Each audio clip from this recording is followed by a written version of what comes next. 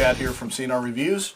We got Ryan filming, and we're going to be doing just a real quick size comparison and feature comparison between the Glock 26 and the Kel-tec PF-9.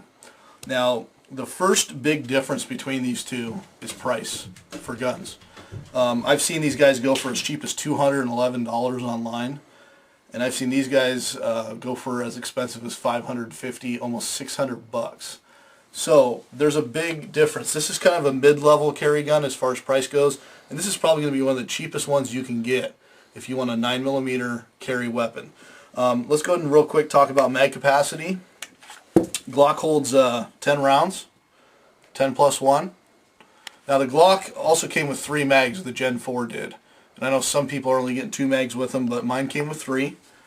So you have a 10 round mag plus 1 in the chamber, and the Keltec comes with a 7 round mag and then plus 1, so you're talking 8 rounds. So that's actually not too bad, especially when you consider that this gun, you know, it is a 9mm round. It is going to be a lot more it's going to be a lot more punch than what a 380 is going to give you. And it is extremely thin. You have just a single stack mag on the Keltec. This is a double stack mag on the Glock. So that's going to give you some girth in the Glock. So let's go ahead and let's compare some sizes. I'm just going to stand up these two guns. I know some people will take off like the slides and show you the difference, but I'm just going to stand these up. And this is the comparison as far as without a magazine, how they stand up and the difference in size. Alright, bear with me guys. I'm going to actually take the camera off of the stand here. Off the tripod. And there there they are. So there's length and girth. You can see that Glock is quite a bit wider than the Keltec. And then as far as size comparison goes, let's set these guys down on an even surface. Can you get that, Ryan? Mm-hmm. And there you go. There's about, oh, it's about a 1/2 inch. Yeah, it's maybe about a 1/2 inch difference. So there you go, guys. There's the size comparison. We'll go ahead and show you another quick comparison, but there is the handles. There's the grips. And you can definitely see that Glock is a lot wider. I'd have to say it's almost double the size of the Keltec. So that's really going to make a difference, guys, when you're carrying in your pocket, like during the summer or something like that. It's not going to really matter all that much if you're carrying it on your hip holster on a belt or something.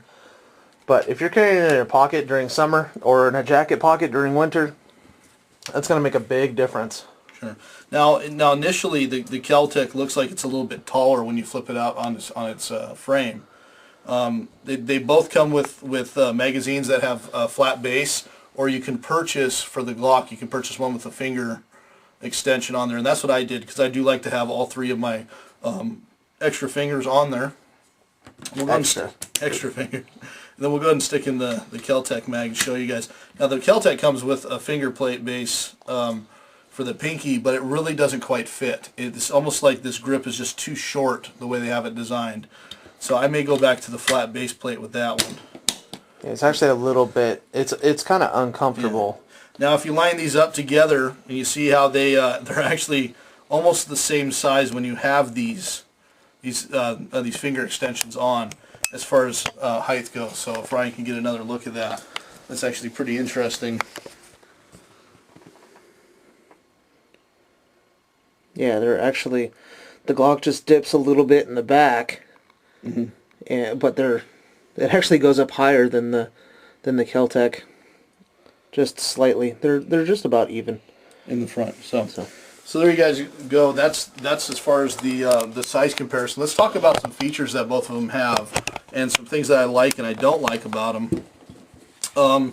My first complaint about these guns is, or actually it's about the Keltec, is that the Glock's trigger area, so let's say I go ahead and charge the trigger. If I want to put my finger on the trigger guard area is really big. And compared to where the trigger actually sits, the trigger sits really far back.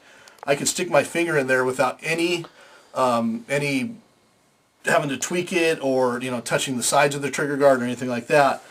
With the Keltec trigger, the trigger guard is actually almost the same size It's maybe a little bit smaller towards the front, but they have the trigger so far forward. If you guys can see that, the trigger is so far forward that it almost kind of inhibits you. You have to really squeeze your finger in there. And to me, if you don't train with this gun, you're going to be in a world of hurt if something does happen and you can't, you're rushing to get your finger in there, your fingernail catches, something like that. So that's actually a complaint I have toward the Keltec. I don't know why they couldn't just open that up just a little bit, or just even place extend the it trigger out. Back a little bit farther. Like maybe it doesn't need to come as forward as it does. Sure, or open up the trigger guard a little bit. That will really solve it. If you're talking about a women's gun, it would be actually perfect. But if you got gigantic hands, I've seen a couple different guys like Hickok 45 who has had some big issues with this gun with that. And I have to say I don't have the biggest hands in the world, but it still bothers me too. Other than that, these both have decent sights. There's the sight picture on them. They both have basic combat sights. So there you go. Now one nice thing is that the Keltec's rear sight is easily adjustable. It does have a simple just Allen screw here. You can do it and push around the sight. This one you do have to punch left or right if you do want to adjust the windage on this. Or if you got a sight pusher or something like that, Sure. guys, you can do that. So, but then again, the Glock sights are fully replaceable, especially that front sight. You can throw in a Trijicon just front sight if you wanted to. It's very easy to do. And with the Keltec, I'm actually not sure if that's even replaceable. I don't know if I'd want to replace it. But other than that, the quality as far as the polymer goes, the Glock polymer is really nice and smooth. Feels really high quality plastic. This polymer seems a little bit rougher. You can definitely feel a lot of the seams from where they've actually pieced the gun together, and I talked about that on my first impressions video, but I know you can see some of the seams there. And Ryan and I have actually ground down the trigger guard area because it was actually, the seams were so large that it was actually digging into my finger. I mean, it's just going to get worse when you start putting rounds down range. Yeah, as soon as you get some recoil in there, it's going to do some damage. Yeah, it's to your going to start finger. digging It was into your finger. so bad. But other than that, what I found as far as carrying goes, now these are both, these both don't have safeties. You basically, the safety's between your ears. I don't really consider this trigger goofy thing that Glock has a safety. You can easily depress that. Yeah, you really don't even feel it. Yeah, you really don't feel it at all. And then this guy, this one does have a really long double action pull, but it's still pretty stinking light. It actually, I was surprised how light it was. So this one does also have a rail, a Picatinny rail in front. The Glock does not, the Glock 26. So you could throw an optic on there or a laser.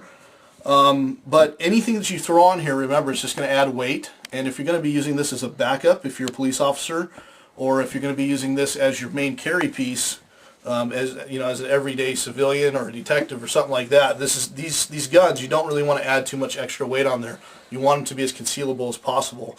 And I found that the Keltec is more concealable than this brick over here. Out of the two, my favorite still is the Glock 26. But you can really tell a difference when you pick up these guys. I mean, they are just, the Glock is very big, and it is heavy. I want to say it's almost 20 ounces. This is like 19.75 ounces, something like that. And then this guy, I believe, is in the 14 ounce range. So you're talking a big difference as far as weights go.